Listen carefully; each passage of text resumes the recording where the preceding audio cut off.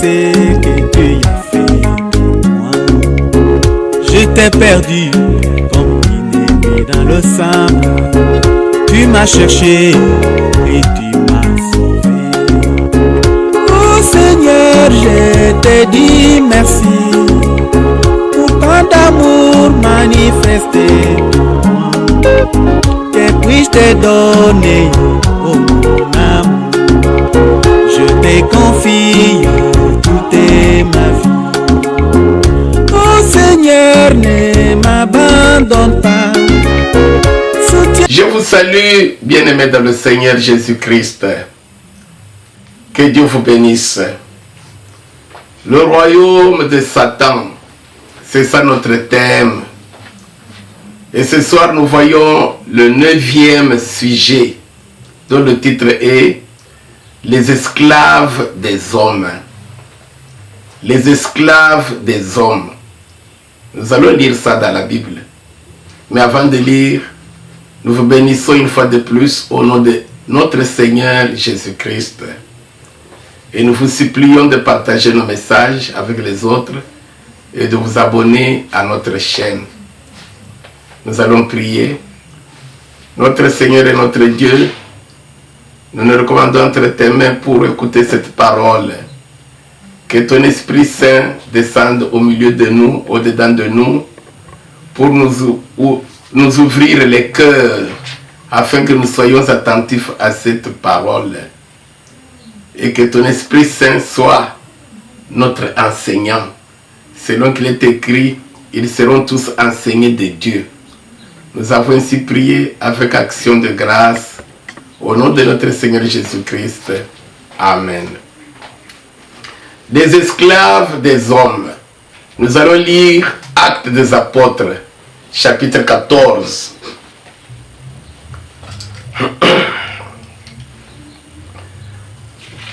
Actes des Apôtres, chapitre 14, verset 8.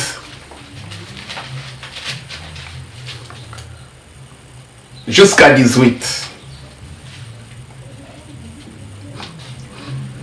À l'Istre se tenait assis un homme impotent de pied, boiteux de naissance et qui n'avait jamais marché.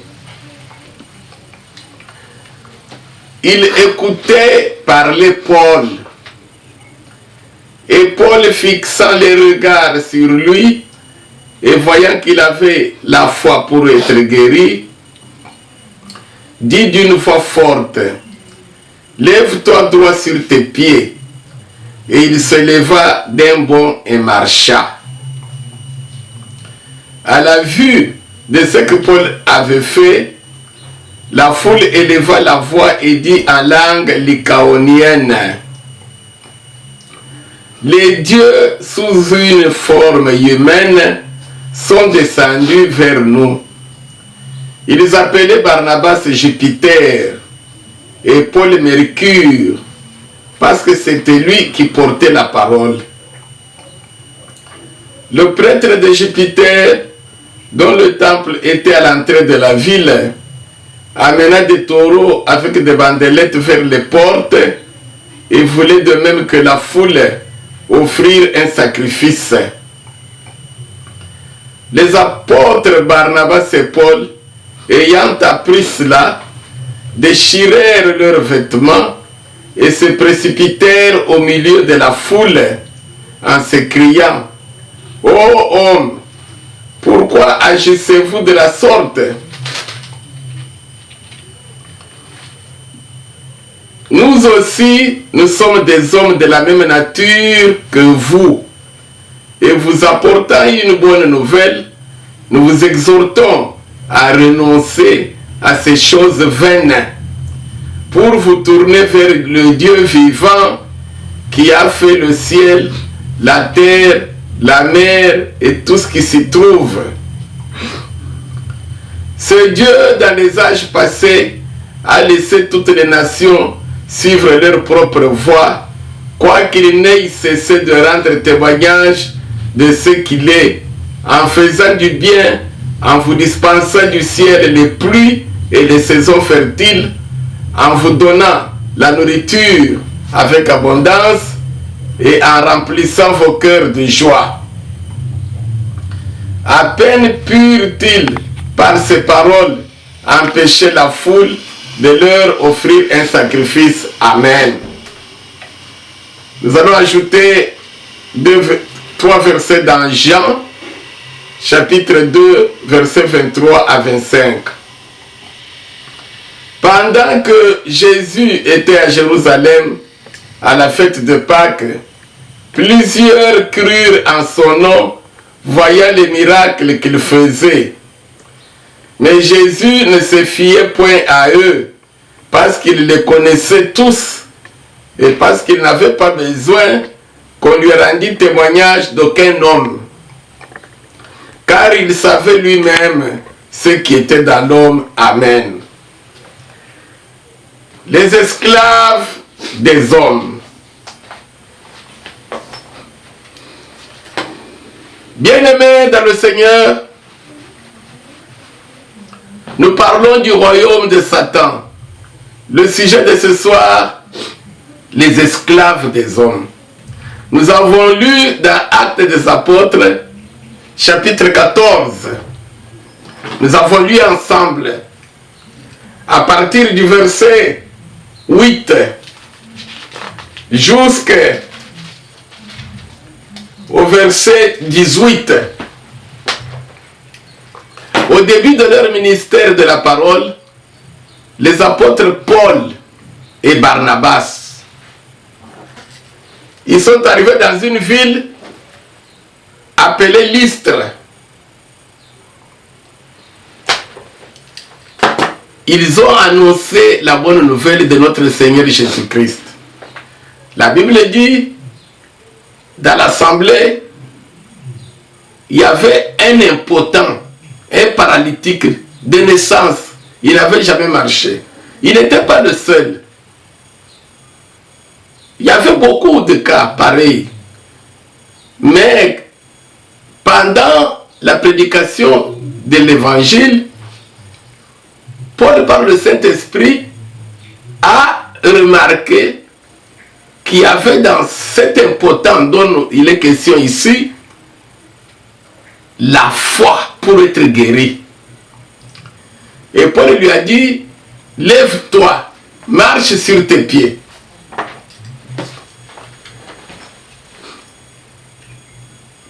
Quand Paul a dit, lève-toi droit sur tes pieds, le paralytique, l'impotent des pieds, boiteux de naissance, qui n'avait jamais marché, il se leva d'un bond et marcha. Quel miracle!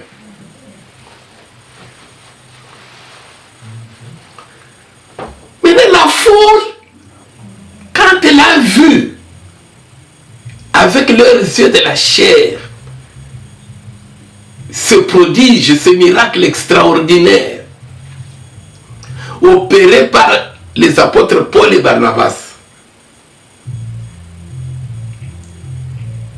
ils ont crié, ils ont dit, les dieux sous une forme naturelle, forme de la chair, forme humaine, les dieux sous une forme humaine sont descendus au milieu de nous.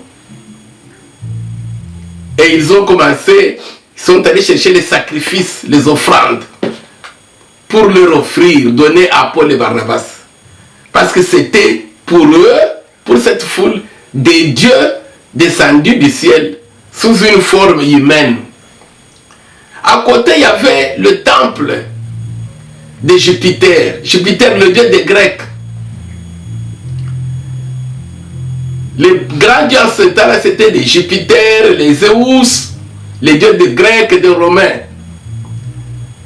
Maintenant, le prêtre de Jupiter, quand il a pris cela, lui aussi, il a pris beaucoup d'offrandes pour venir aussi adorer Paul et Barnabas. Parce que la foule les appelait Jupiter, Paul était appelé Jupiter,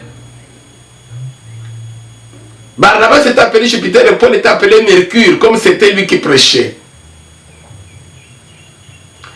Le prêtre de Jupiter a pris des bandelettes avec des noms écrits là-bas. Temple Paul et Barnabas. Église Paul et Barnabas. Ministère de Paul et Barnabas. Et lui aussi a amené des sacrifices à offrir aux dieux. Aux dieux Jupiter et Mercure. Quand Paul et Barnabas ont appris que la foule maintenant leur offrait des sacrifices, venait pour leur offrir des sacrifices, les adorer, à la vue du miracle qu'ils avaient opéré, la foule les élève, les adore à la place de Dieu. Ils sont des représentants de Dieu. Dieu fait chair, Dieu dans la forme de la chair. Or, Paul et Barnabas avaient des papas et des mamans, nés comme toi et moi. Paul et Barnabas leur ont prêché Jésus-Christ qui n'avait ni père ni mère. Jésus n'avait ni père ni mère biologique. Ils leur ont prêché Jésus-Christ qui était Melchisedec. Alléluia. L'unique. L'unique. Sans père, sa mère. Ils ont dit, mais comment? Nous sommes les avons lu. Paul et Barnabas, ils ont dit, nous sommes les hommes de la même nature que vous. Chacun de nous a un papa, une maman. L'ovule spermatozoïde. Né dans le péché. Parce que la Bible dit, tout homme est né dans le péché. Depuis la Genèse, tout homme est né dans le péché. Nous sommes sanctifiés par l'unique sang de Jésus-Christ. Le sang qui parle plus que celui d'Abel. Parce qu'Abel avait un papa et une maman. Jésus-Christ n'avait pas de parents biologiques. Alléluia. Paul et Barnabas ont déchiré leurs habits. Oh, quelle belle histoire. Qui peut le faire aujourd'hui? Est-ce que vous comprenez, bien aimé? Ils ont déchiré leurs vêtements publiquement. Dans quel état ils étaient restés? Paul et Barnabas ont déchiré leurs vêtements. Ils ont dit, qu'est-ce que vous faites? C'est ce que nous vous annonçons. De ne pas faire ça, nous devons renoncer à ces choses vaines. D'adorer quelqu'un qui est le représentant de Dieu sur la terre. Si vous faites ça, c'est-à-dire que vous êtes des esclaves des hommes. Nous sommes les hommes de la même nature que vous. L'homme peut aujourd'hui être en contact avec Dieu. Demain, il peut changer. Nous sommes des hommes comme vous. Nous vous annonçons quelqu'un qui est sur la croix, qui a été crucifié. Le serpent d'airain. Celui qui a été élevé sur la croix par Moïse. Et alors, ils se sont calmés. Et nous avons lu dans Jean chapitre 2, on nous a dit que Jésus ne se fiait pas dans les hommes. Quand il avait opéré le miracle, beaucoup ont cru en lui, Jésus-Christ. Mais nous avons lu ensemble, Jean chapitre 2, que Jésus-Christ, malgré le fait que beaucoup avaient cru en lui, Jean 2, 23, 25, il ne se fiait pas dans l'homme, il ne se confiait pas en eux. Et nous avons lu, il est écrit, parce que Jésus-Christ savait ce qui est dans l'homme. Est-ce que tu sais ce qui est dans l'homme? Quel est le message bien-aimé dans le Seigneur? Vous comprenez ici, Paul et Barnabas, en annonçant l'évangile, ils leur ont dit, ne faites pas ça, nous sommes des hommes comme vous. Nous vous annonçons Christ.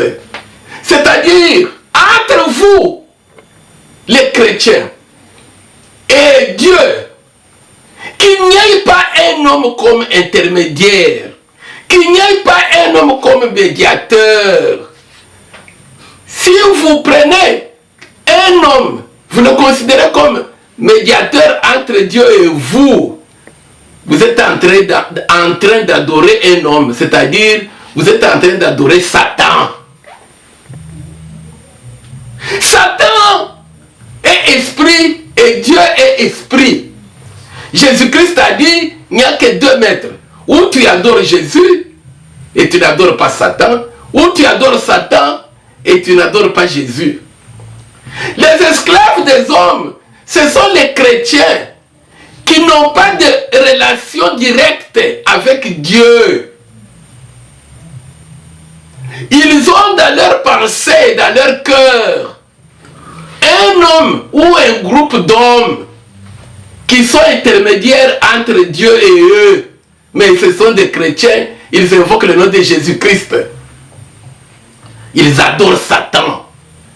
Parce que Satan, quand toi tu adores un homme, tu n'adores pas Jésus-Christ, tu adores Satan. Il n'y a que deux. Satan utilise l'homme pour que lui se fasse adorer. Si toi un chrétien, tu n'as pas de relation personnelle avec Jésus-Christ, tu marches avec Jésus partout, tu vois Jésus partout. Si toi chrétien, entre Dieu et toi, il y a dans tes pensées, dans ton cœur, ton pasteur, ou ton mari, ou ton argent, ou ta congrégation religieuse, ta confession religieuse, tu es en train d'adorer Satan. Tu es un esclave des hommes.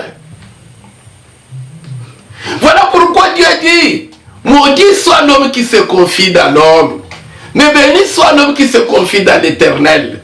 Si toi, chrétien, après avoir cru en Jésus-Christ, dans tes pensées, dans ta marche chrétienne, dans ton cœur, quand tu as un problème pour ton salut, tu as un problème pour ton salut, ton secours, mais tu as un intermédiaire, que non, c'est celui-là qui va parler pour moi à Dieu.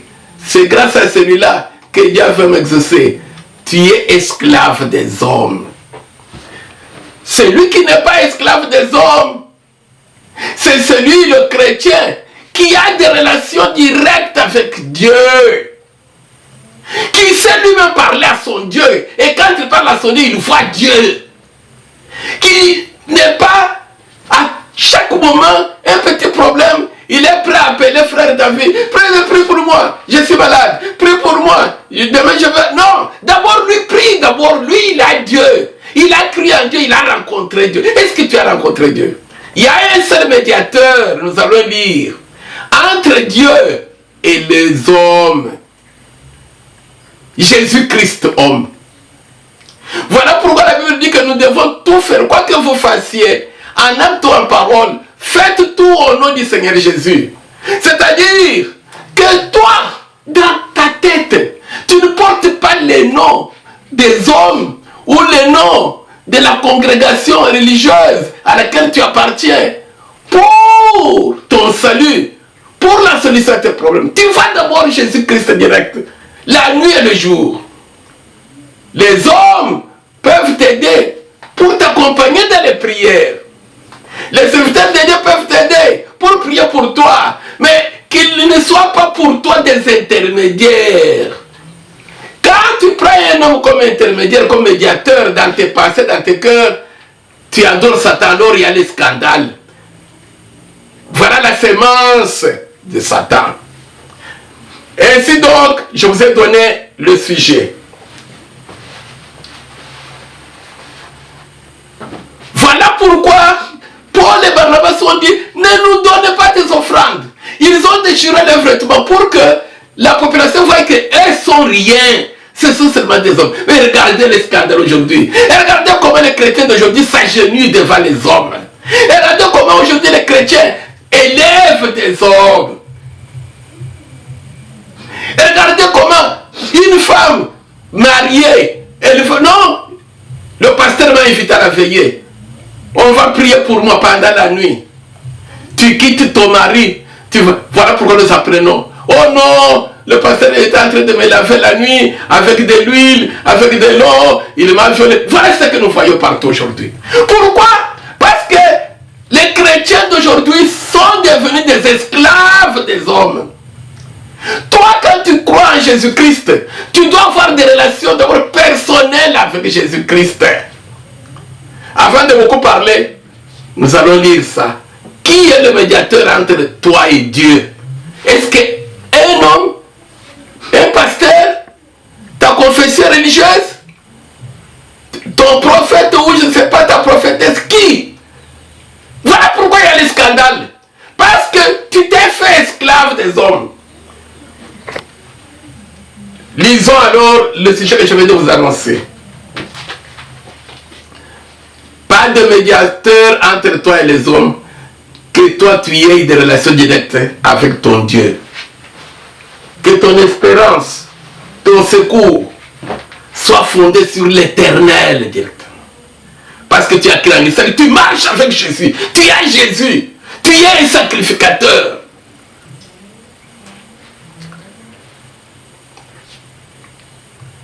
Ainsi donc, bien-aimés dans le Seigneur, lisons d'abord 1 Timothée chapitre 2, verset 5. Entre toi, chrétien, et Dieu, qui doit être ton médiateur? C'est lui qui prend tes besoins, il les montre à Dieu. C'est qui? C'est le frère David. Qu'est-ce dit la Bible? 1 Timothée chapitre 2, verset 5.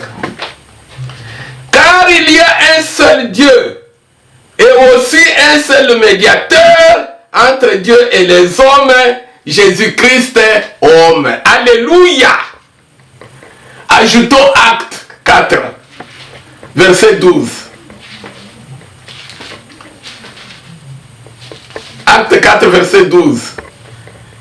Il n'y a de salut en aucun autre, car il n'y a sous le ciel aucun autre nom qui ait été donné parmi les hommes, par lequel nous devions être sauvés. Amen. Alléluia. Bien-aimés dans le Seigneur, et regardez aujourd'hui la sémence du diable, la sémence de Satan. Nous avons suivi notre thème, Matthieu chapitre 13, verset 34 à 43, la parabole des livrets et du blé. Le malin est venu jeter la semence dans le champ de Jésus-Christ, où il y avait le blé. Le malin a jeté la semence de l'ivraie. Maintenant, la semence du blé a des relations directes avec son semeur, Jésus-Christ. Voilà pourquoi il va croître, croître, croître. Et on va la porter dans les greniers, c'est-à-dire au ciel. Ainsi donc, si tu es la semence du blé, ton médiateur entre toi et Dieu, toi et Jéhovah Jireh, le médiateur, toi et l'Éternel, le médiateur, celui qui est au milieu, ce n'est pas un homme de la même nature que nous, que Paul et Barnabas, non. C'est Jésus-Christ homme. Parce que nous avons lu dans Actes 4, 12. Il n'y a de salut en aucun autre nom. Il n'y a que le nom de Jésus qui a été donné par lequel nous devions être sauvés.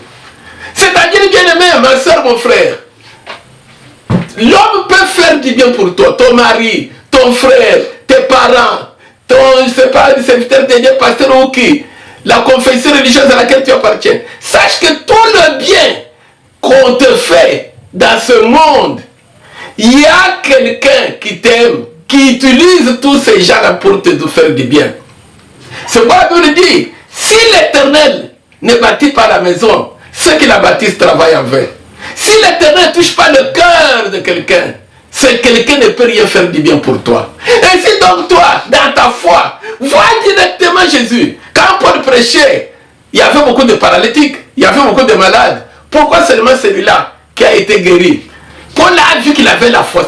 Lui ne voyait pas Paul, lui ne voyait pas Barnabas, il voyait Jésus-Christ. Alléluia. Ainsi donc ne soyez pas esclaves des hommes.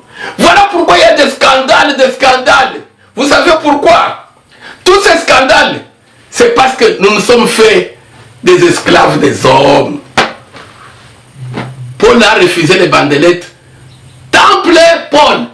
Aujourd'hui, vous trouvez, bâtissons la maison de Dieu. Les gens donnent l'argent.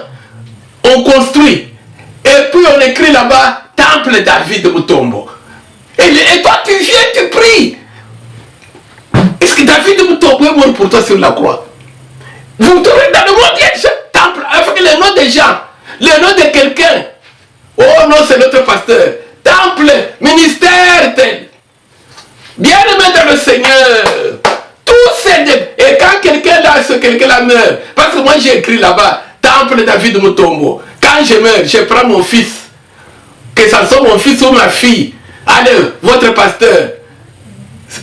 En Amérique, à Dallas.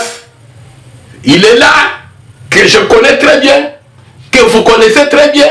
Il fait ce qu'il veut. Et puis, quand on dit oh non, on ne suit pas, il dit non, c'est mon église.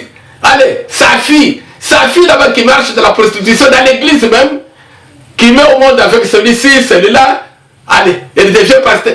Et les gens sont là, ils disent, nous prions Jésus. Est-ce que tu pries Jésus, tu adores Jésus ou bien tu adores Satan?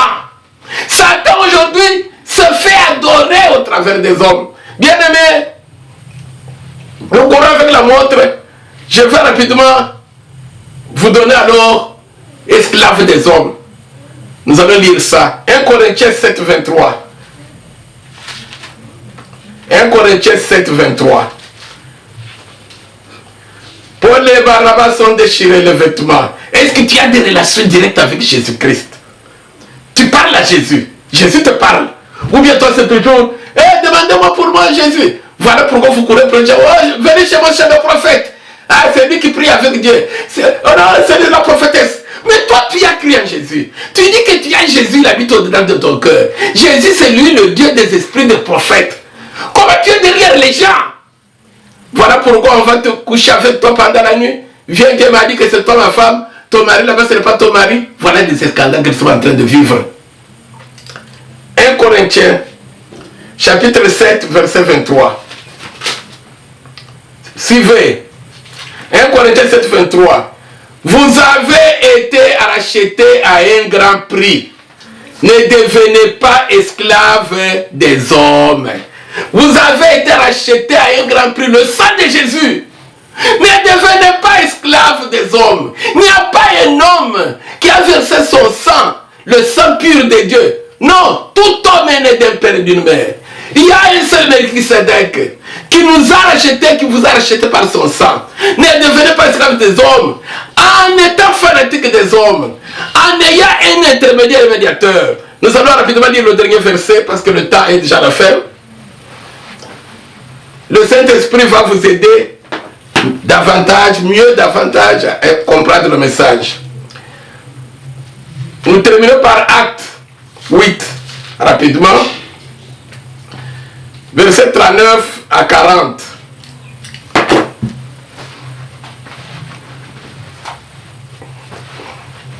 Acte 8, 39 à 40. Quand ils furent sortis de l'eau, l'Esprit du Seigneur enleva Philippe et l'eunuque ne le vit plus. Tandis que joyeux, il poursuivait sa route,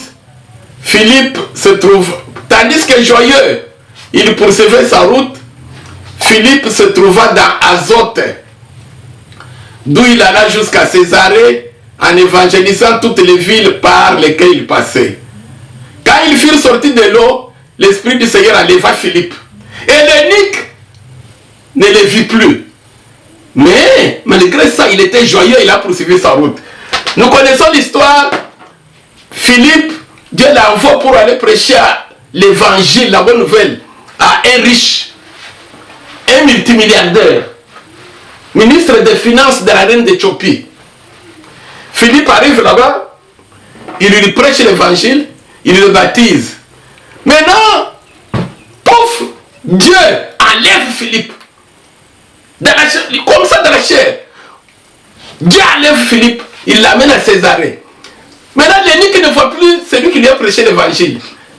C'est lui qui l'a baptisé, il ne le voit plus. Mais nous avons lu, il était joyeux. Il a poursuivi sa route. Pourquoi joyeux? Parce que il a rencontré Jésus. Il a reçu Jésus. Il a cru en Jésus. Il voyait Jésus. Il marchait avec Jésus. Il n'y avait pas d'intermédiaire entre lui et Jésus. Il n'y avait pas de pasteur. Il n'y avait pas d'apôtre. Il n'y avait pas de prophète. Il n'y avait pas de pape ou de fait comme de Jésus qui. Il voyait Jésus. Il était devenu chrétien. Il était en contact avec Jésus. Il avait des relations directes avec Jésus. Il marchait avec Jésus. Que Dieu vous bénisse.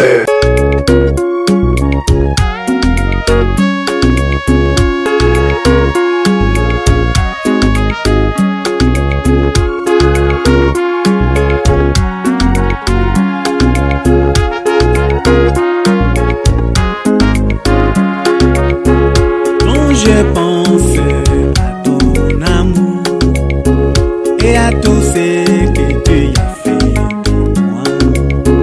Je t'ai perdu comme inédit dans le sable. Tu m'as cherché et tu m'as sauvé.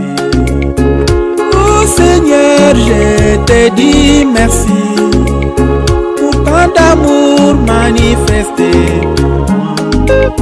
Que puis-je te donner, oh mon amour? Je te confie toute ma vie. Oh Seigneur, ne m'abandonne pas.